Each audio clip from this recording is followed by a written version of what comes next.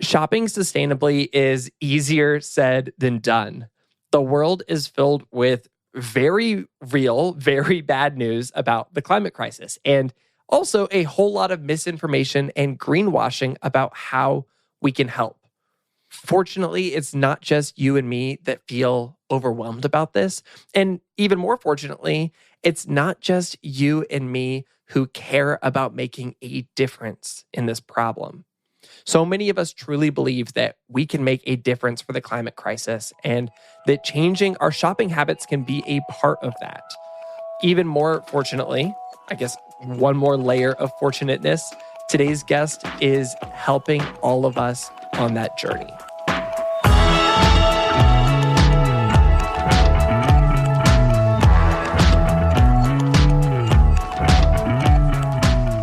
This is Sounds Good. I'm Brandon Harvey.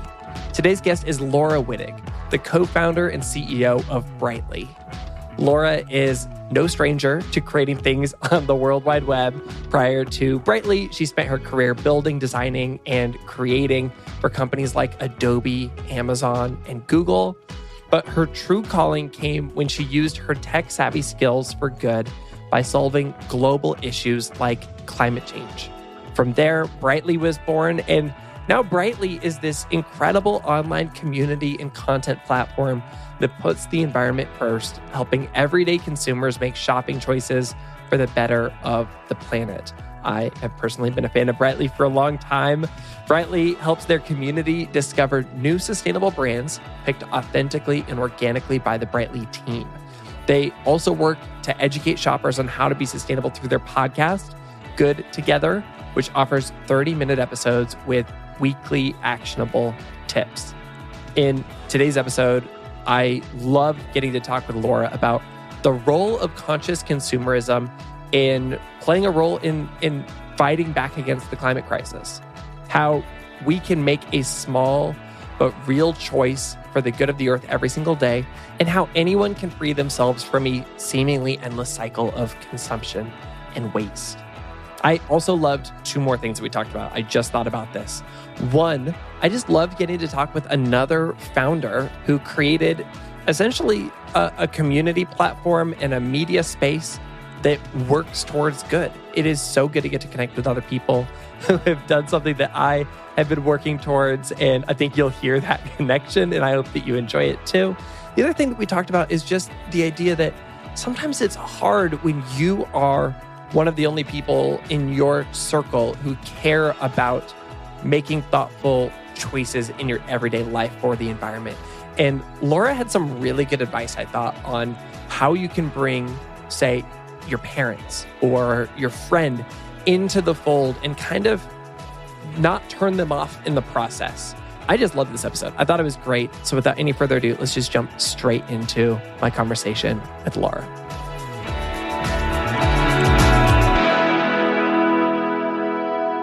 I'm just so excited to dive into the work that you're doing to, I guess, fight back against maybe these heat waves through climate change and sustainability.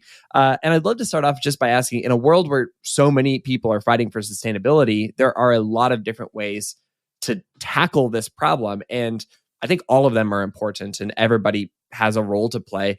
It seems like you've specifically chosen to focus your mission around empowering conscious consumers. Why did you decide that this might be your central focus? That's such a good question. I love it. So you're totally right. There are so many different solutions and ways that we, as a human race can come together to fight back against things like climate change, against negative impacts to the world around us as we know it. But the reason why Brightly focuses on conscious consumerism is because I believe it's something that you can do every day that makes a difference when we add up billions of actions by individuals, and it can really empower you. So, we definitely need to hold our governments accountable, right? Like our local, national, and international governments and NGOs, activism, all of those things have an awesome place. But when we think about stuff that we can accomplish in small steps and on daily basis, conscious consumerism for me is the way to go. And I think it's often, a question of curiosity as well, right? So a lot of people kind of come into the world of conscious consumerism simply by asking the question, well, where was this product made? Or what is this product made of? Maybe I'm not crazy about the chemicals that make up it. And so, it starts with a spark of a question, and then it kind of leads into, maybe an overhauling of your entire life if you end up going down that path. But really, more realistically, for most people, I think it leads to small decisions that make, a big difference, such as meatless Monday once a week, or choosing to purchase organic derived laundry detergent, right? There's so many different things that we can do that, again, collectively add up to a lot of difference. I really like that mentality because it's one of those things where it's hard to make a big life change, big, huge decisions, but you can just slowly start implementing small changes here and there. And those truly add up. And I've also found that they're super contagious. My wife was way more sustainable than I was, and she started, implementing things into her life. And then I liked those things. So I started leaning into it. And then I started eating less meat. And then she started eating less meat. And the same is kind of spread to our friends. I love that it is a very low stakes way to make a difference, and it's kind of fun. It's almost like a little bit of a hobby. Absolutely. It's funny, my husband all the time will be like, he's huge into hobbies, that's his thing, and he's like, what's your hobby in addition to running a company, which there's not a ton of room for a lot of hobbies, but for me it's totally conscious consumerism as well, right? It's discovering new brands, it's having those conversations with friends and family, it's figuring out how to have those conversations with friends and family and not freak them out or make them feel overly judged. I mentioned earlier that I'm originally from Dallas, Texas, and I think a lot of people, whether we think about different regions of this country, of the world, don't necessarily live in areas where conscious consumerism or activities like recycling or giving back are day-to-day activities, right? We can kind of get really used to living in our bubbles. I'm on the West Coast now. And so when you think about having these conversations with friends and family, again, if you can lean back to that curiosity piece that I just talked about, so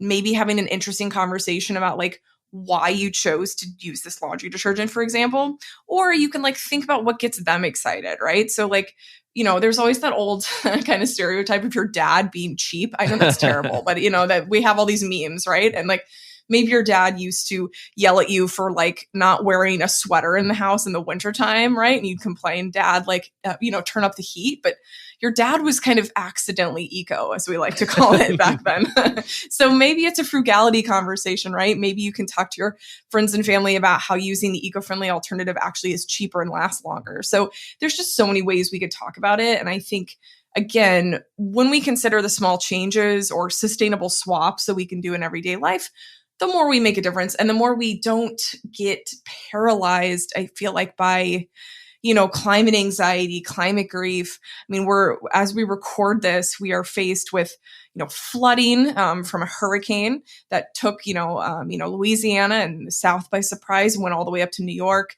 We're facing continued wildfires over here on the West Coast in California. So there's absolutely a lot going on that's negative in the world when we think about the climate. And so rather than getting paralyzed and kind of wanting to hide under the covers, which, by the way, we all have those days, so please take that day if you need to, but we can feel empowered by the actions that we take every day. And that's really why we do what we do at Brightly and why I decided to found the company. One thing that also comes to mind is at Good Good Good, we are always trying to drive from our good news stories to inspire action. And sometimes in the newspaper, we do this through a good, better, best situation where good is something that's low stakes and an easy thing to do. Sometimes it's tweet this thing or research this thing or watch this video or, buy this, make this sustainable swap in your life. And the cool thing about this idea is that then the next thing, the better, maybe takes a little bit more time. It takes a little bit more energy. And then the best, probably takes a lot more time and a lot more energy. And I don't have an expectation in the world that anybody would jump into that third category right away. You've got to start with those small things. And those kind of give you the energy and the motivation and the excitement to keep on going and create bigger changes down the road too. So it's also a great on-ramp to the other action steps that people can take. Absolutely. I totally agree. And I love that you have that. We talk a lot about actionable steps at Brightly too. In our community, of millions of people who are now interested in what Brightly has to say and what, other people like them have to say, because we are very community focused, is also so super excited about understanding, yes, you're right, these are kind of stepped changes we can all make together. So I love that Good does that as well. On a personal level, when do you feel like you first started to care about sustainability and maybe even specifically, that conscious consumerism hobby? Absolutely. I mean, I'd say even as a child, or at least like in junior high, I was trying to get my mom to go to like the only Whole Foods in the entire city because I've always been kind of, for better or for worse, very curious, borderline sometimes obsessive about the chemicals I think that go into daily things that we put on our bodies. I was always really interested in the cleaning part of it. Like everybody used to see like bleach is best type of thing. And you're kind of like, is it really that necessary to be using like kind of toxic chemicals around the house? Like I've always been interested from that perspective. But fast forward to, my first real job, if you will, out of college was at Amazon, actually here in Seattle. And my husband and I were high school sweethearts, and he went into the Navy. And so he actually was a submarine officer, and we were stationed out here, close to Seattle. And I thought to myself, I love shopping. I love being online. This is kind of relative early days in the internet. I'm not that old, but relatively early days. And I said, I'm going to go work for Amazon. So I actually ended up working in their fashion area, specifically focused on email marketing and marketing in general. And I was judged there based on how many shoes and handbags I could sell. I actually ended up running the best marketing program in the company at the time in terms of conversion. I was really good at it. And I was in my early 20s. This was something that was really exciting from a career growth perspective. But I started to notice that I myself was acquiring so many cheaply made shoes and handbags and outfits. Like my coworkers and I would like find deals, so we'd all get the same thing. And it was just kind of like this system where I found my closet overflowing. I also sat in front of the fashion editor's closet, and I would get headaches from, if you've ever opened a new product that comes from, that's made of a lot of like kind of noxious plastics, You'll smell it.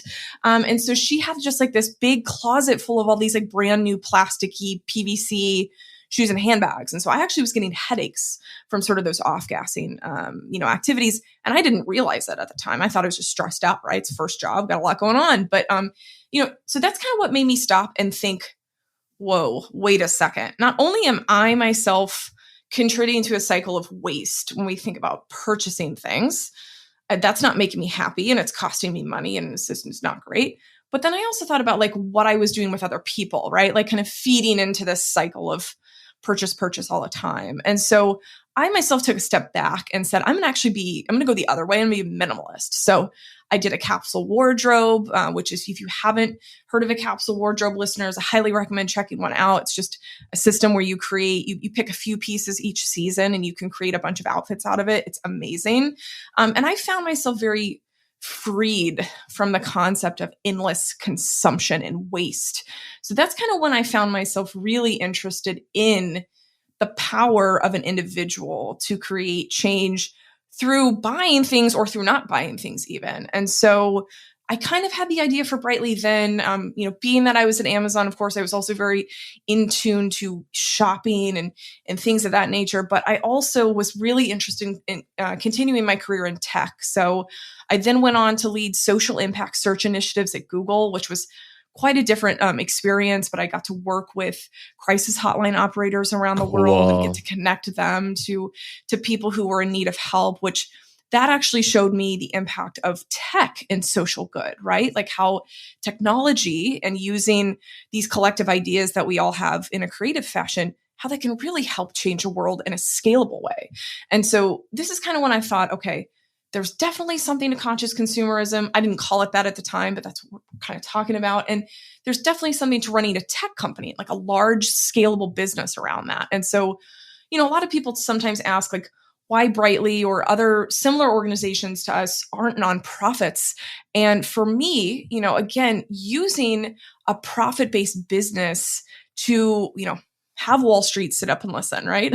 To have a business that's scalable and reaching as many people as possible. I think that's also really exciting. So anyway, I could talk about this all day long, but hopefully that gives you and the audience a little bit of a preview as to kind of how I got started. Yes, this is super helpful. And I do love that it came from this personal standpoint of like, oh, this is interesting to me. But you also had this career where you could see this from a different perspective. And I think everybody has that to some degree. They've got things that they notice or that they care about in the world. And then because of, their background or their friends or the conversations they've had or their workplace, whatever it is, they're able to see it from a different perspective than others. And then what I'm curious about is, what did that gap between noticing that there was a problem and that it was also, not a personal problem, but maybe a systemic problem that needed a scaled solution? What was the gap between like noticing that and then deciding, oh, I should be the person to create that scaled solution? Because I was in Silicon Valley, I was very much a part of startup and founder culture. I loved it. I had the chance to go to talks at this, place called Y Combinator. If you're familiar with tech, it's kind of the holy grail. So because I was interested in the space, I had the chance to really plug into it. And so I saw peers and around me starting companies. I was part of this kind of hustle culture, and it was really interesting to me. But I was also a product manager in my day job. And, product managers in Silicon Valley are responsible for, they're basically mini CEOs of different features that you would see in tech, right? So if you're a Gmail user, for instance, at Google, there's a few product managers that are in charge of Gmail, right? As part of this bigger company. And so in my experience in that role, I got to really, again, act as a CEO. I got to figure out how to talk to customers. I got to figure out how to build products. I myself do come from a bit of a technical background, so I do know how to code and design. So I was kind of like back here tinkering, if you will. And for me, one thing that really stuck out as a differentiator and is something that now, we see left and right, like I think Brightly was pretty new with this idea. We see some competitors talking about this left and right, but that's okay. I want it to be talked about, which is talking about sustainability and eco-friendly living from a non-judgmental, positive perspective. Yes. Very similar to what you do at Good. And as I was doing some competitive research and looking at other people other companies in the space who were, for instance, launching an eco-friendly product marketplace, I felt like a lot of the messaging around the call to action was negative, right? It was like, the world needs you, it's burning, help, or you're eating meat, you're terrible, but come join us and eat this meat alternative, right? Yeah, it's kind of gatekeepery too. Exactly. And even the people that I think would put themselves in the bucket as being even more eco-friendly, they were getting piled on from other people if they made a mistake. And so I felt like there was a lot of negativity in this space. So at Brightly, we like to talk about this from a very realistic perspective, like you and I were just chatting about earlier, right? Like, in addition to showing up and helping you solve problems through your purchasing decisions or through your research, we like to do it just from a non-judgmental space. And we also apply that logic to companies too, because I mentioned earlier, I really believe in the power of companies, small and large, to create change. Specifically, we think about the society that we operate in right now in the US, right? The capitalist society. And so if you can get somebody like a Walmart to launch a fair trade denim line, which they're in the process of doing, like, think about the reach of that rather than, a small mom and pop shop, which we love, but like the amount of resource it would take for that small company to reach the amount of people that Walmart does on a daily basis. Like it's almost impossible, right? So I like to think about applying that same not overly judgmental thought to these bigger companies. Now, can a Walmart, can an Amazon or companies like that, can they make a difference and do better? Of course they can. And I think the more you're curious and the more we all continue to support, fair trade coffee when we go to Walmart, for instance, the better. But I've always thought about again, this scalable question, because to me, that's what's really going to impact people in a meaningful, large way and in a fast way, because you and I both know we're kind of running out of time, right? Like, we've got to get it together. So let's figure out a way to get it together and do it in a positive way, right? I love that. And I'm always holding that tension with like these big brands where I'm like, I will absolutely celebrate when Amazon does something good, but I also want to make sure that I'm not letting them just pretend that that good thing is enough, or that it's everything, or that it's coming from the goodness of their hearts, Yeah. because so many of these, all of these companies are profit motivated. And that's the opportunity, is if we can change the demand, then it changes how they have to operate. And we get such a cool opportunity to, scale up, positive, like sustainable brands, because Walmart puts in a big order because more people want it and Walmart wants to make more money. Like, that's great. And then that removes shelf space from something that's less sustainable or less ethically made. Exactly. It's the old fashioned term. They say money talks, right? Like, that's really what gets people to sit up and pay attention, regardless of where you are, right? So the more that we can make these companies, stand up and listen, the better. And like I said, we actually do and I'm sure, I think Good does this as well, but like, we do a series where we highlight what companies are doing in the space on a recurring basis. And so for me, it's really cool to be able to see what's going on there. We also occasionally will rank companies on sustainability related criteria. We just did one about coffee chains. I just saw your coffee one. Yes. Yeah. So good. That was really interesting too. Like, we took a few coffee chains that we thought our audience goes to on a daily basis, and we ranked them according to, whether or not they had reusable cups available, whether or not they had fair trade or organic coffee available. So we kind of did it from a Brightly perspective. Of course, you can do it from a very like data intense, critical analysis perspective, but we like to think about it more about what are people actually benefiting from and seeing on a daily basis. So again, the more we can have more information, the better. So we love it around Brightly.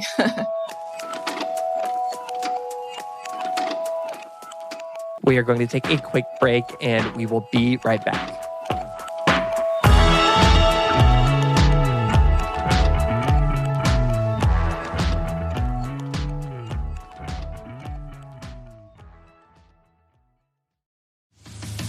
Sounds Good is supported by Moon March. Moon March is the agency that partners with causes, campaigns, and companies to create a better future. And as you know, I got the chance to work with Moon March on the process of building Good Good's new website, and I had the best experience in the world. I think I can speak for the entire Good team when I say that. Moon March was an incredible creative partner, because I think many agencies just kind of tell you to trust the process, and there really isn't a process. But Moon March had an incredible process and really a journey that they took us through. They didn't just, say, hey, okay, cool, we'll build you a website. You need a website. No, they took us from, why do you want to build a website? How do you want to serve your community? How can this platform fulfill X, Y, and Z roles in your mission to help the world feel more hopeful and help people do more good? And they guided us through that journey. And I didn't just come away with a new website for Good. I came away feeling more hopeful about our mission. I came away feeling like we have better tools to support our community. It's such an exciting thing. And, of course, I'm not surprised at all, because Moon March has an incredible team that they work with. Their team, before creating Moon March, had experience working with brands like Nike, Disney, Pfizer, Puma, and Google. And I would truly recommend them to anybody. If you are a brave soul running a company, cause, or campaign that dares to rethink cultural establishments, Moon March is here to ensure your story earns the participation it deserves. You can learn more about Moon March, explore their past work, and get in touch at moonmarch.com. And of course, if that's not you, if you're not creating a company, cause, or campaign that's making a difference in the world right now, maybe just send this to somebody who is. One more time, that's moonmarch.com. Moon, MARCH.com. Sounds Good is sponsored by the podcast Breaking Glass. Let's talk about womanhood around the world. Despite making up over half of the global population, women control less wealth, own less land, hold fewer public offices, and shoulder more domestic burdens. But in every corner of every country, there are individuals with enough gumption to break the system and bend the rules. And the Breaking Glass podcast shares the stories of those glass breakers. They celebrate these voices that are reimagining a new narrative for women everywhere. And let me tell you, I love this podcast. I think that you will too. This is what their most recent episode is about. They hosted their guest, Dr. Faith Mwangi Powell, who grew up in rural Kenya with two parents who were deeply committed to her education and went on to become the CEO of a nonprofit called Girls Not Brides, which is essentially a network of global organizations working to end child marriage. And in this episode, she talks about child marriage and tradition and rape. And somehow these heavy topics feel light and digestible and just so valuable. Like, I feel so grateful to get to learn from guests like Dr. Mwangi Powell and just, the incredible hosts of the show. You should absolutely check out this episode and every episode of Breaking Glass by visiting breakingglasspodcast.com/good or by searching for Breaking Glass wherever you're listening to this podcast right now. One more time, that is breakingglasspodcast.com/good or search for Breaking Glass.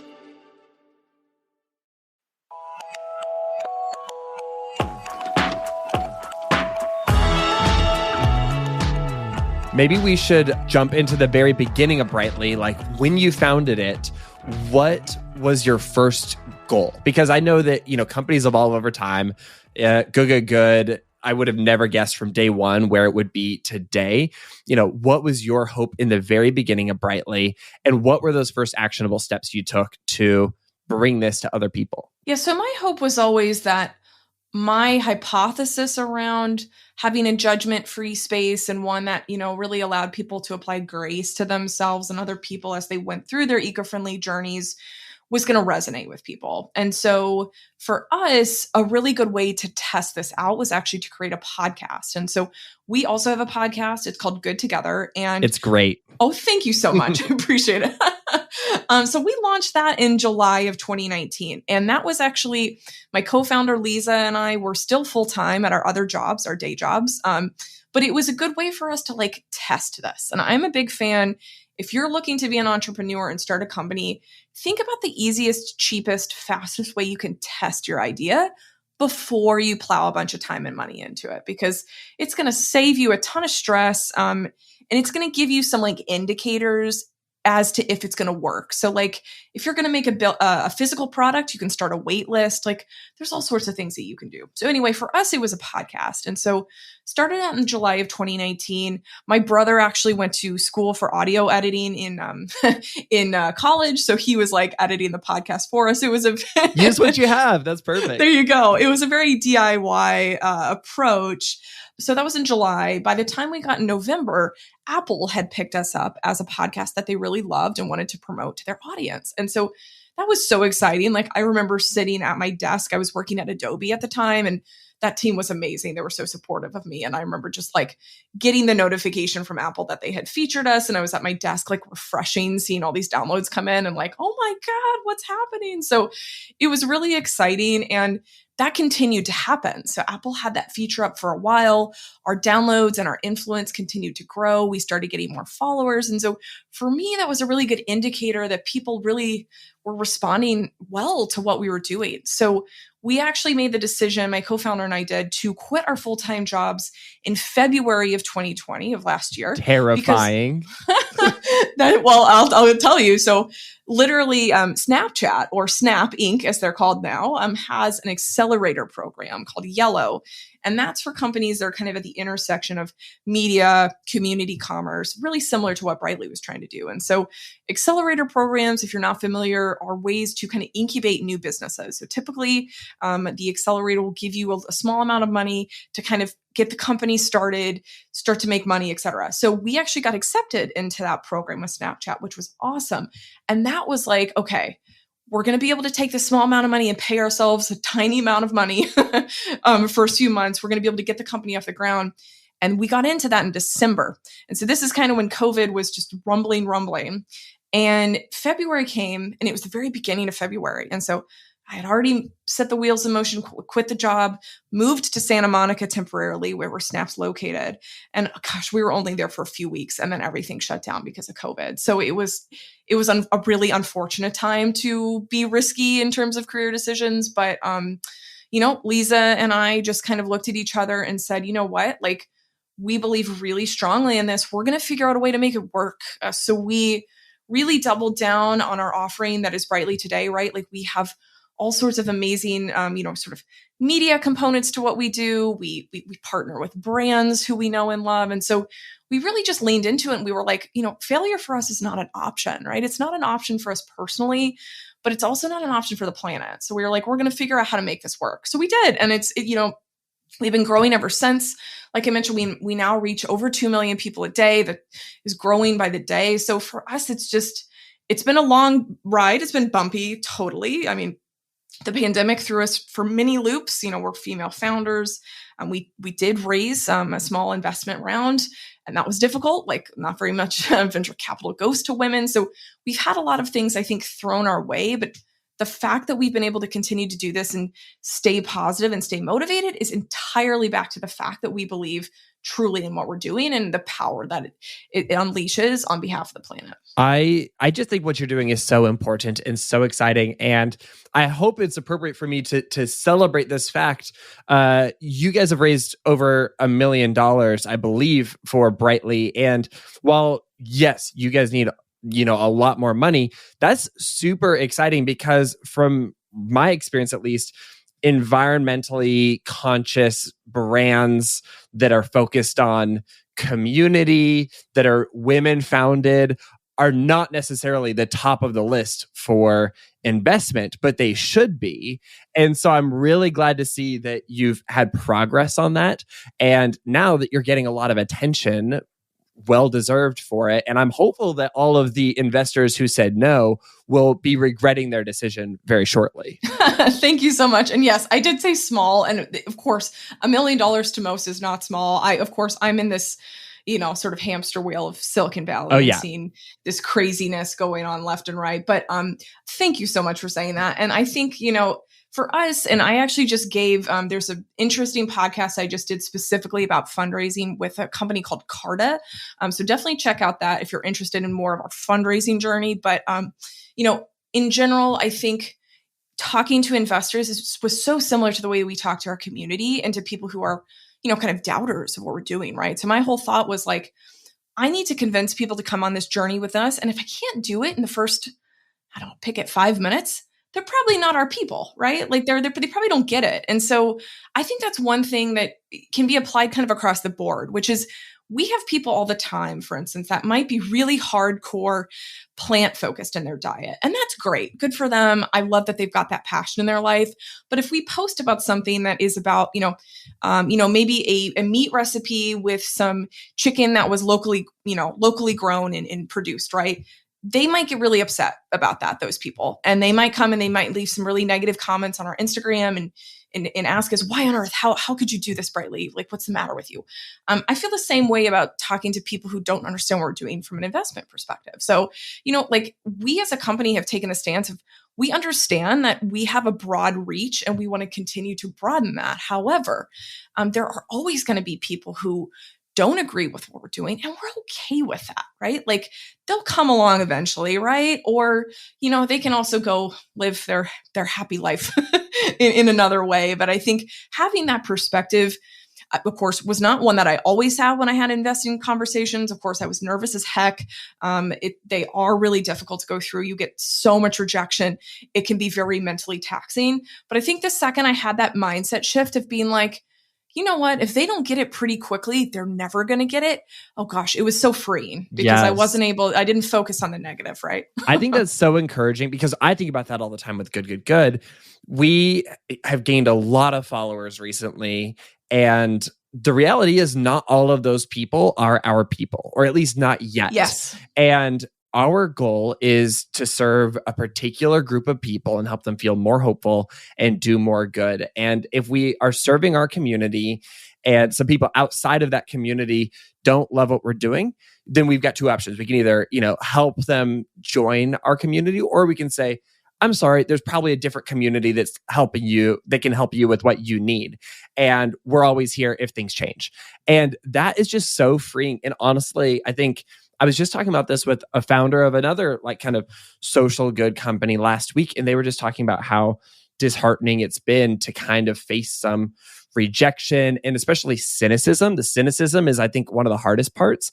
And she is having that exact same experience of recognizing, oh, my job isn't to please that person. Like I get to choose who I pay attention to and who gets a say in my life. And yeah, it is such a breath of fresh air when you can do that. And not like, it's like flipping a light switch and now I'm forever good. I have to continually remind myself of that. But it's so good to hear that you're on the same page with that. Oh, absolutely. And unfortunately, we are now in a culture of, a lot of very passionate people who are trying to kind of put their opinions on everyone else, right? And if you don't agree with them, then there's, a lot of kerfuffle, a lot of, interesting conversations that happen. And so if you as an individual or even as a company allow every single troll or hater to influence your life or your strategy, you're never going to be able to stand for anything. And so I absolutely believe in having an open mind and saving space for conversations with folks that are outside of your community bubble. We all need to do that. We all, of course, need to do better at that too. But we do also need to realize that you can never be everything to everyone. So just having that mantra, I think, can be really helpful. But, it's not easy, right? Like our team, one of our sort of secret sauces, I think, at Brightly is we have these discussions and debates all the time internally before anything that we post goes live. And so they're not easy conversations. We debate. It really reminds me of the old school newsrooms, which you kind of wish they do that now instead of focus on clickbait. But that's another conversation. But I think, I actually went to school for journalism, and I have a writer's heart and, really love that at the core of my being. But I think a lot about critical thinking. I think a lot about debate that I think is missing in the country and the world today. So it's not easy. We're not going to be perfect, but we'll figure it out along the way. As you kind of look forward in the next few years, and especially just in terms of what's happening to the planet, what are your hopes for Brightly and what are your hopes for your community and how they can, meet this very unique and challenging moment? So from a Brightly perspective, I want us to continue to be at the forefront of conscious consumerism. So we see ourselves in the business of helping people solve problems in that space. And as we grow and scale as a company, we'll probably be more of that shopping portal for you, right? So we probably will offer more of those products to you. You're still going to get that same Brightly care and love into the space, but we're going to do it in a different way, right? Like we're going to think about, let's do away with this fast 2-day shipping that's causing insane carbon emissions everywhere. Like let's get consumers to kind of rethink the way that we've been trained to operate from e-commerce perspective. So that's kind of a big ask, but I believe really strongly when we think about the waste and the impact that that's having on the planet. We also want to continue to show up and be educational and useful and in service to our community, right? So, having these conversations like, which is the most eco-friendly coffee chain, or thinking about how we can push people to shop more responsibly during the holiday season. Like, we're really interested in continuing those conversations. And I would say from a community perspective, I would just love to have it grow. And it's not because I'm trying to be this like greedy, like, haha, I have a community of billions of people.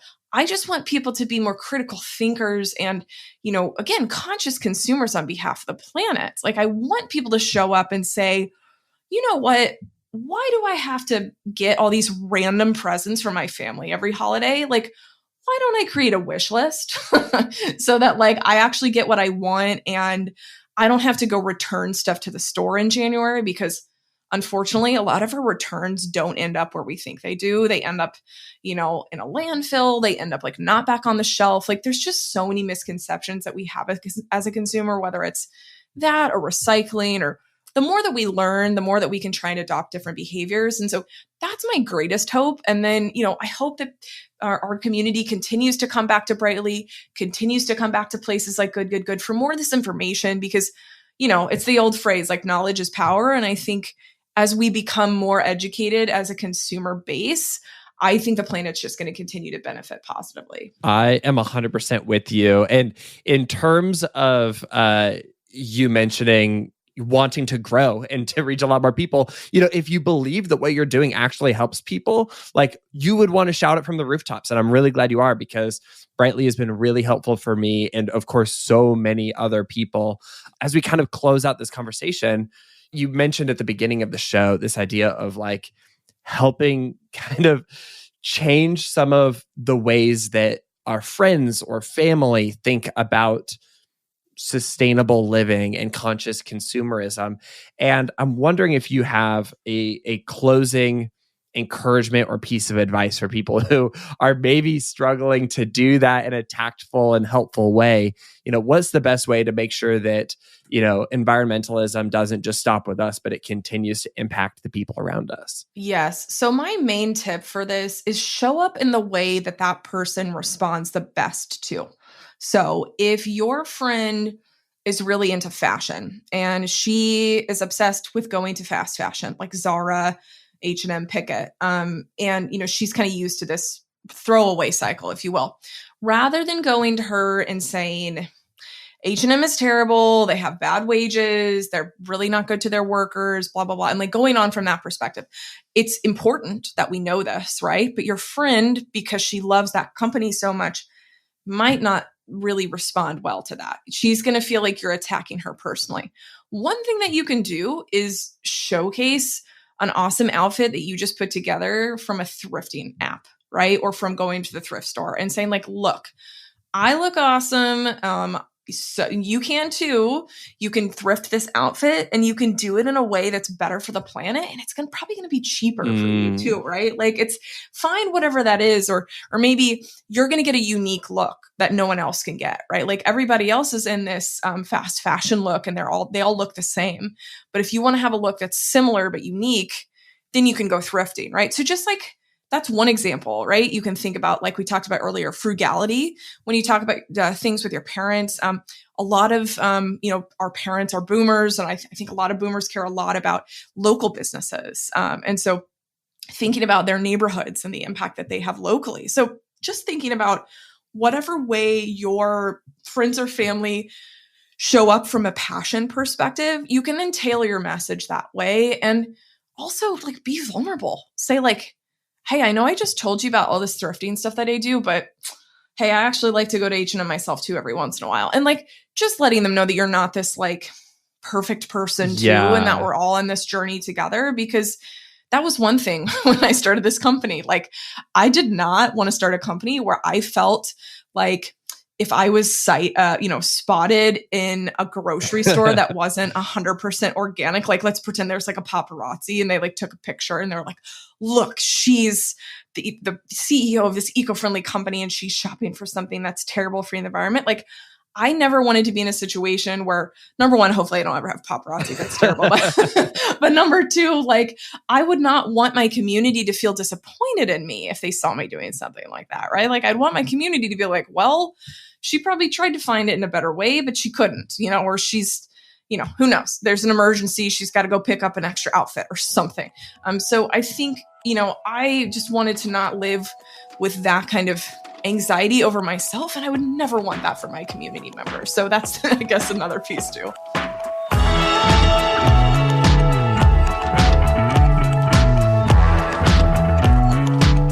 That's Laura Wittig, CEO and co-founder of Brightly. You can find out more about their incredible work by heading over to their website. It's brightly.eco. Yes, it's like .eco. Very cute, very fun. And you can also listen to their podcast about how to be a conscious consumer. It's called Good Together. You can find it wherever you listen to podcasts. Don't forget to follow Laura on social media at LauraLexWitt. She's on Twitter and Instagram. And of course, follow Brightly on social media. Oh my goodness, I love their TikTok so much. I told Laura after the show, I was like, please tell whoever runs your TikTok that she is amazing. And I love everything she creates. This podcast is created by Good at Good. We help you feel more hopeful and do more good. You can find more good news and ways to make a difference in our weekly email newsletter, our beautiful print good newspaper, or online at our all-new website, goodgoodgood.co. This episode is created by Sarah Lee, Megan Burns, and me, Brandon Harvey. It was edited and sound designed by the team at Sound On Studios. You can find out more about their work at soundoff.com.